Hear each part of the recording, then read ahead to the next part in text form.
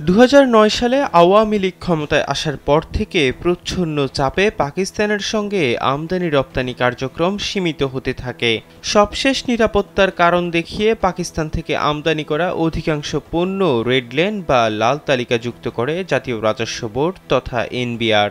সম্প্রতি পাকিস্তানের অনুরোধের পরিপ্রেক্ষিতে দেশটির পণ্যগুলোকে লাল তালিকা থেকে অবমুক্ত করেছে এনবিআর। বুধবার এ সংক্রান্ত নতুন আদেশ জারি করেছে সংস্থাটি।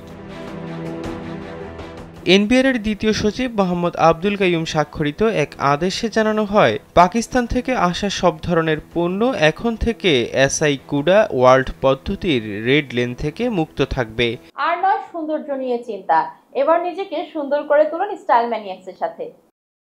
আগে শুধু পাকিস্তানের পণ্য রেড লেনে ছিল। জাতীয় সিলেক্টিভিটি ক্রাইটেরিয়ার পরীক্ষায় উত্তীর্ণ হওয়ায় এই অবমুক্তকরণ করা হয়েছে। মাদকদ্রব্যসহ নিষিদ্ধ পণ্যে কঠোরতা রেখে নিত্য প্রয়োজনীয় পণ্য আমদানি ও পণ্য খালাসের ক্ষেত্রে সহজ পদ্ধতির পথে হাঁটছে উল্লেখ করে এনবিআরের আদেশে বলা হয়েছে, এতে করে দেশে উৎপাদনমুখী পণ্যের কাঁচামাল আমদানিতে কোনো রকম জটিলতা থাকবে না।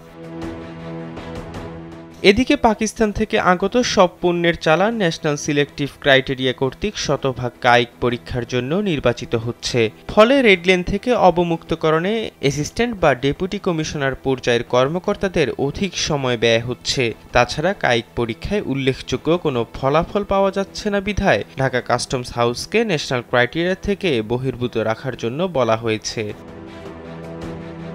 এনবিআরের আদেশে আরও বলা হয়, পাকিস্তান থেকে আগত সব ধরনের পণ্য চালান ন্যাশনাল ক্রাইটেরিয়া বহির্ভূত রাখার সিদ্ধান্ত গৃহীত হয়েছে। এছাড়া লোকাল ক্রাইটেরিয়ার আওতায় সময়ে সময়ে ঝুঁকি বিবেচনায় ওই দেশ থেকে আমদানির ক্ষেত্রে পণ্যভিত্তিক রিস্ক ম্যানেজমেন্ট চালু রাখার বিষয়ে কাস্টমস হাউসগুলো প্রয়োজনীয় কার্যক্রম গ্রহণ করবে। এর আগে গত ১০ সেপ্টেম্বর অর্থ ও বাণিজ্য উপদেষ্টা সালেহ উদ্দিন আহমেদের সঙ্গে সাক্ষাৎ করেন বাংলাদেশে নিযুক্ত পাকিস্তানের হাইকমিশনার সৈয়দ আহমেদ মারুফ। তিনি দুই দেশের স্তীমিত বাণিজ্য সম্পর্ক পুনরায় জোরদার করার আহ্বান জানান। সালেহ উদ্দিন আহমেদ জানান, দীর্ঘদিন ধরে বিভিন্ন কারণে দুই দেশের মধ্যে বাণিজ্য স্তীমিত ছিল, তবে পাকিস্তান এখন আবার বাণিজ্য শুরু করতে আগ্রহী। এহসান আব্দুল্লাহ, কালবেলা ডেস্ক।